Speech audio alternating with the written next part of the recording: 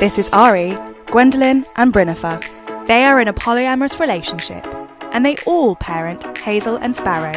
We have a 2-year-old anti-gender baby and a 10-year-old who is non-binary. They have chosen not to disclose Sparrow's gender. We don't know it yet. It's something that Sparrow's going to have to figure out and then tell us. Little Women is the 19th century novel about 4 teenage sisters coming of age and becoming women.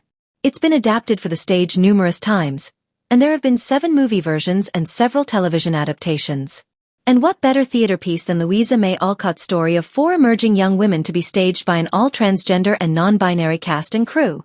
Dominic Pesicones, co-producer and a cast member of the production that will be staged in Oak Cliff in January, said when they were working in New England a few years ago, "I learned a lot about the sisters and fell in love with the book." They said as an actor, they've gone to a number of auditions and casting doesn't know how to use us, transgender and gender-diverse actors. But they added, trans people can be in any story. Humanize us, they said. Tell a story. What it means to be feminine. Alcott's character Jo talks about gender and how she wishes she was a man. It was rumored Alcott was at least a queer woman if not trans. I have opinions of trans people but have never met one. This production, they hope, will humanize trans people.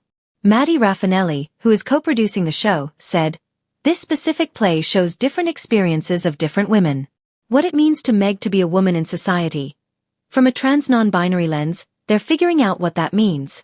The point of being non-binary is there is no box. In the play, they're breaking through the box." Pesicones came out during the pandemic as non-binary trans femme. "I figured out what was going on with me," they said. "I lean much more feminine since then. Gender is personal to each person. We see that in the play." They explained that the story is about becoming who they want to be or who they can be. One proposal for the production suggested they'd have to change the entire play.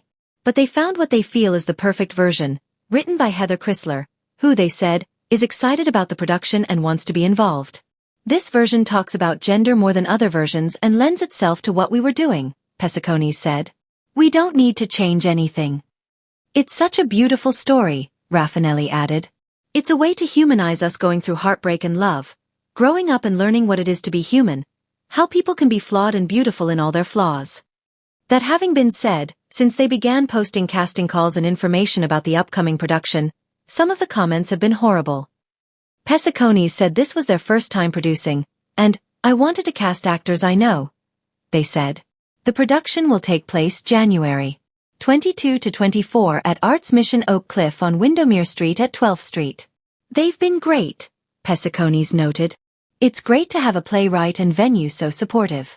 And 100% of all ticket sales and any donations that don't go to production costs will be going to House of Rebirth, which supports Black trans women as they come out. When this goes well, if we tackle another show, we might do a musical," Pesicones said, explaining all the extra work that would go into doing a musical including changing keys, because we can't hit the notes. Caroline Dallas is a director in the investment research group at GEM Investments. Dallas sources new opportunities, directs due diligence and research, and monitors existing investments, with a particular focus on small buyouts, including the firm's independent sponsor relationships and venture capital.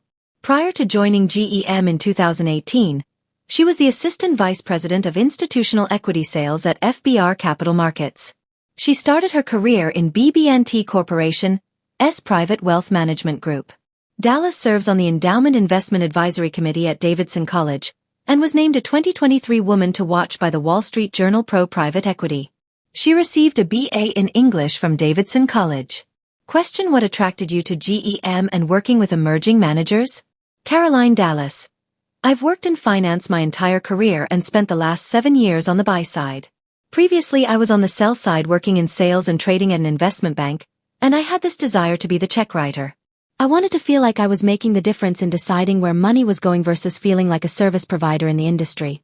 I was also interested in seeing how money moves in capital markets, learning how that affects the economy, and understanding how those trends help uncover unique investment opportunities, such as investing in more diverse populations and managers. As a firm, GEM almost entirely represents non-profit institutions whose scale does not support an in-house investment staff. Representing these clients is incredibly rewarding. GEM invests in many types of strategies and with smart people. The most rewarding aspect of my job is that I learn something new almost every day across a multitude of topics because I'm talking to people who are excellent at their specific strategy. Every day in this job feels a little like putting a puzzle together, which I find endlessly interesting. Question: what do you view as some of the biggest challenges facing women in finance? CD. On the buyout side, the number of net new women-led managers coming to market each year has been disheartening. In the past 18 months, we've probably only seen 3 new women-led PE firms. Venture capital tends to be more diverse. Women are still underfunded relative to men, but the barriers to entry to become an angel investor and build a track record as a venture capitalist are lower. In venture capital, an angel investor can start out by writing a $25,000 check, which is still a good amount of money, to a founder who has an idea. In PE, there are so many more constituents involved. Managers need to source the deal, know sellers or bankers who can introduce them to sellers, raise debt capital, and find a legal contact and an accountant. The barriers are high for emerging managers, particularly those from underrepresented populations including women, who are looking to put together a PE deal. The women who have enough of a track record to be successful managers have been in this industry for at least 10 years on the PE side, and probably worked 2 to 5 years prior in banking. This timeline represents the least amount of experience managers need before they are ready to launch their own funds. When you consider that timeline and the fact that so few women-led firms launch each year, it unfortunately will take a while to foster an environment and a community with more women-led managers.